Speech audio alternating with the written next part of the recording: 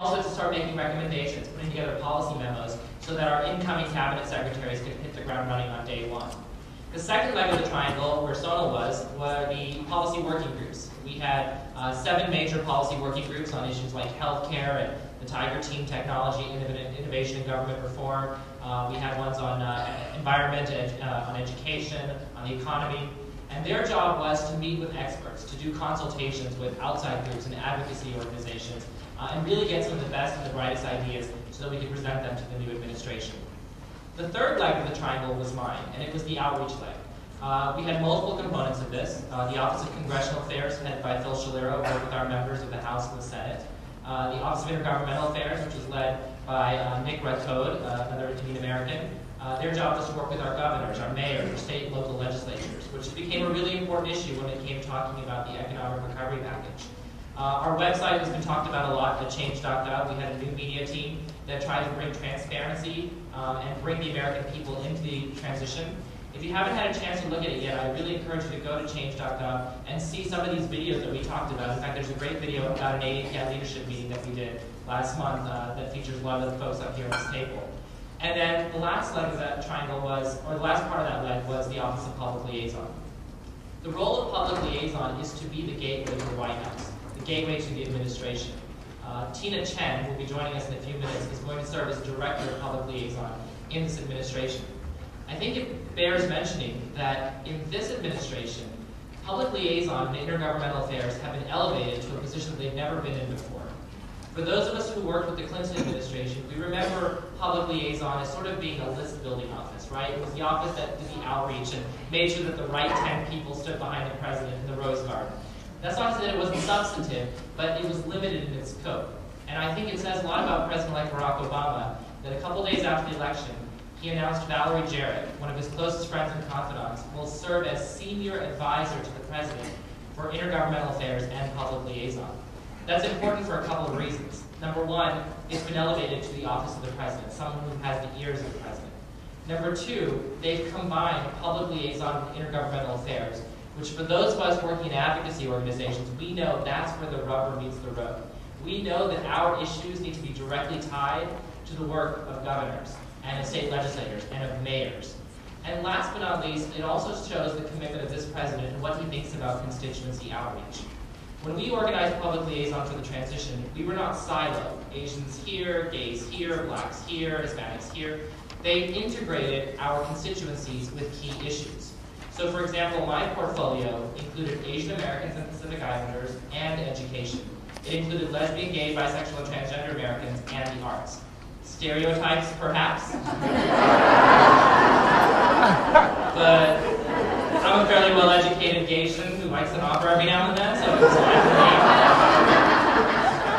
I got the surreal opportunity to meet with the Country Music Association. That was fun. But at the same time, it was my opportunity to integrate the work of our community with my colleagues. So my colleague who worked on immigration, whenever she did consultations, it was my job to make sure that our API communities were at the table, that Insuk Lee could come and talk about the issues that she's been working on at NACASEC, NACASEC, to talk about how we make sure Asian American issues on immigration get presented at the table. When we talked about healthcare reform, language access and cultural competence had to be part of that conversation. And when we discuss those issues, it's slightly different than how other communities look at those issues. So our job was to make sure that the community had a role in. And the last point I want to make about public liaison is that we were given a mandate from day one to look beyond the usual suspects. You know, we have a great team here in Washington, D.C. and around the country of national advocacy organizations. And I want to particularly recognize the National Council for Asian Pacific Americans. 25 organizations that provide invaluable advice and guidance throughout this transition process, because these are issues that they've been thinking about for years, whether it be civil rights and racial profiling, whether it be language access and healthcare and jobs, whether it be the digital divide in the Pacific Islands or education and access opportunities, and CAP really stepped up to the table and provided useful advice. But part of my charge is also to look beyond the national organizations. And we had a whole network of grassroots activists from the campaign who stepped up to the table and carried their energy and their enthusiasm from the election all the way in through the transition. And I want to particularly recognize a few people.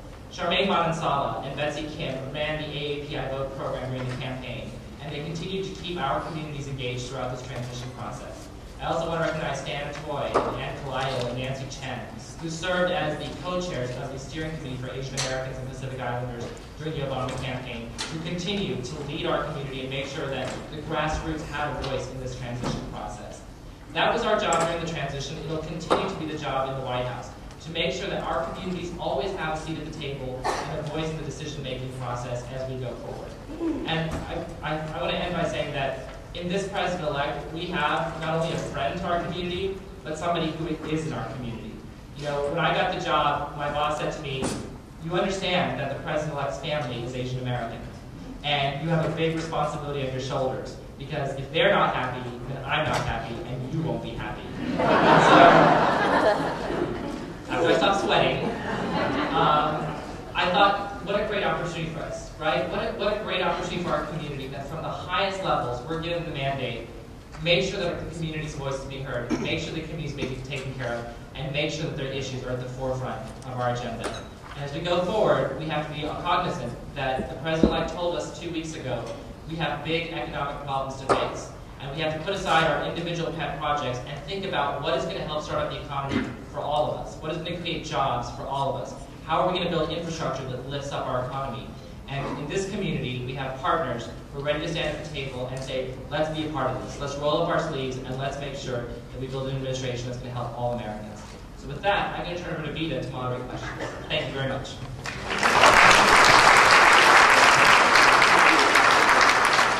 Thank you for your questions. We have a few volunteers. If you have any additional questions, please hand it to our volunteers.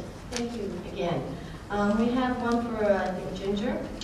What advice would you give to Asian American young professionals who wish to serve in administration? What should be the tangible next steps to take other than applying through change.gov? I would urge you to have, number one, a strong assessment of your own skill sets. In other words, we get a lot of resumes that are chronological, and so you list out what you've done in the past. But it's very hard sometimes to figure out what your actual skills are. So if you have some management experience, if you have some, you've actually run some programs, some initiatives, that's very helpful to identify and to highlight. If you have a subject matter experience, whether it's in education or science or in the business world, again, identifying those skill sets makes it a lot easier for us when we're potentially looking at resumes. I think the other key thing is to do some research in terms of identifying potential positions. I know the Plum Book is very daunting. It's just this endless list of positions. But this is a true story. I met this woman who said that she wanted to be an assistant secretary. And I said, fine, I forgot what office or department. But then when I asked what her qualifications were, she said, I can take dictation. Okay. So clearly she had not done any research into what that position entailed and scope of responsibilities and what needed to be done and what the follow-up needed to be. So know what you're going for, but also know what your own skill sets are.